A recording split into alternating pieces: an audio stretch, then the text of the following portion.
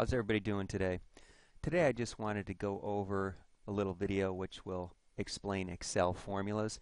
Excel formulas are really the most important part of Excel. It's what makes the software really work and do what it's able to do. So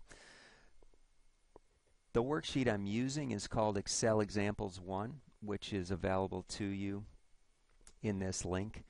You can just download that. What I'm going to start with is just some equal sign sum and equal sign average formulas. We did a TIGA worksheet earlier, and what I'd like to do is I would like to just get a sum for January. So what I'm going to do is I type in equal sign sum. I need an opening parenthesis. Then I just have to tell Excel which cells I want to be part of this sum. I really want B4 through B8 to be part of this sum. So I can type B4 colon B8. The colon represents through.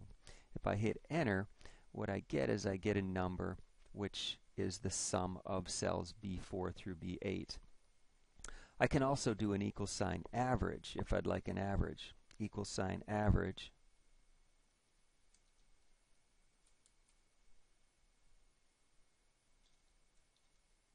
B4 through B8. And that'll give me an average. If I'd like to do the next cell over, I can say, all right, which cells do I want to include in this one? In this case, it's going to be C4 through C8.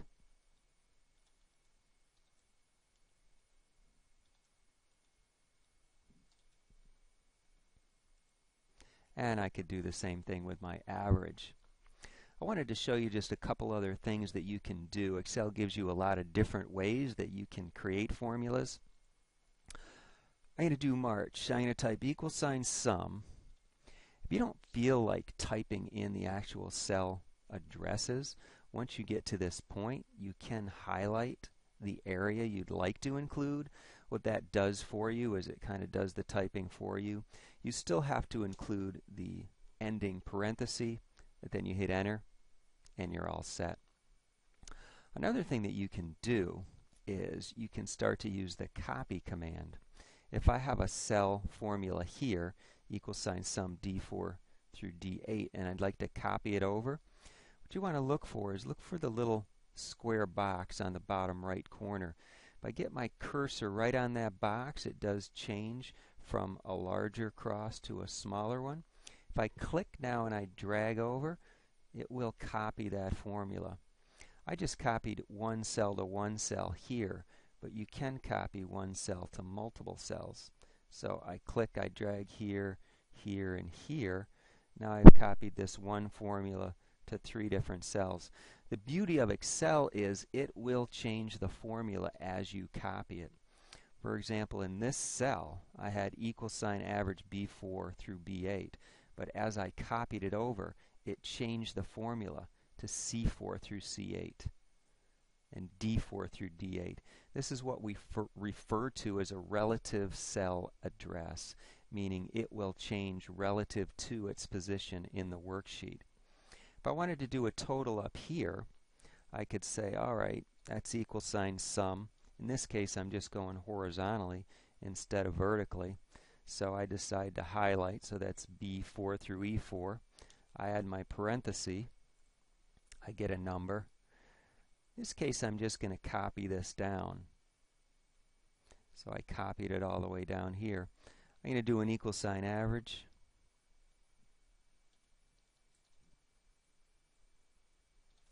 Same deal, I want the same cells. I want to be sure not to include my total in my average, because that will throw off my average. But I've got my equal sign average. I copy it down, and pretty much done. Another thing that you might want to do, a lot of times in a homework I will ask you to format cells. So you'll be required maybe to change these all to currency 0 decimal or currency 2 decimal. I'm going to highlight this entire group of cells. Now, Excel gives us about 4 ways we can format cells. Personally, I like to just highlight it. I like to right click on it and select Format Cells. I do want to go to currency here. I am going to accept the default, which is 2 decimals, and I'm going to say OK. So now I've got currency 2 decimals. That's a little bit with just the equal sign sum and the equal sign average formulas. I did want to go over some different types of formulas with you besides just equal sign sum and equal sign average. This particular worksheet has several sheets. I'm going to click on Rockhead. Now Rockhead is a little different. It's not using so much equal sign sum and average. It's using just cell reference formulas. So I have here total sales. I've got cost of goods sold. I want to figure out gross profit. Now if you weren't sure what gross profit was, it tells you down here. It's total sales minus cost of goods sold.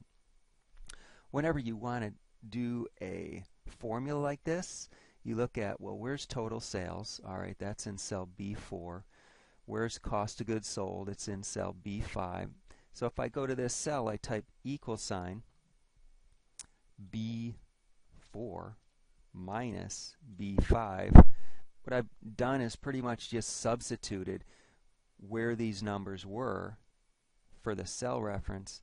I hit enter and I get my result. You can kind of look at it in your head and make sure it makes sense. All right, it looks like it made sense. Looks like it's correct. The next one down, I see I've got net income. Gross profit minus operating expenses is net income. So I can say, well, that's pretty similar. Here's the cell for net income. I say that's B6 minus B7. Always start with the equal sign. B6 minus B7. I hit enter. It says, all right, got another number. Here's an example of one where we need to multiply. Income tax. How do I do it? It's net income times 46%. I can use 46% or I can use 0.46. But I look at where's net income.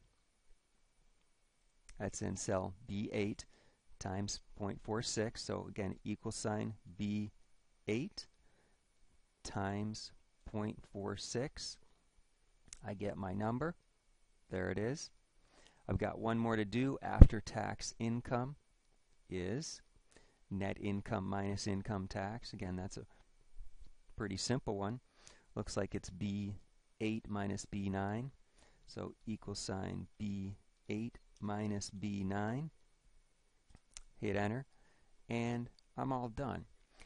A couple points I just want to make. Sometimes people get real cued into the equal sign sum and the equal sign average, and they use those formulas to do multiplication and everything else. You really only want to use equal sign sum if you are summing a column or a row of numbers. If you're not, then don't use it. In all these cases, we didn't need it. Now I'm going to show you something that's really probably the best thing about Excel. The fact that we can do formulas like these and we can copy formulas, that's great.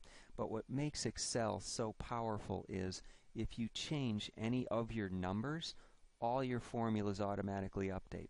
So let's say I made a mistake here. It wasn't 542,877. It was 524,877. Now if you've been doing this with a calculator or pencil and paper, all these yellow items or formulas, you'd have to redo that. In Excel, all you have to do is type in the new number. So I type in my new number, 524,877. I hit enter. Everything updates. You're done. So if you have a large estimate with subtotals and grand totals, or you're an accountant and you have a balance sheet which is linked to an income statement which is linked to a statement of owner's equity, if you change one item here, all your other numbers change. That's what makes Excel what it is. That's why people use Excel. I'm going to go back to TIGA and also just show you this. What if I changed my 2544?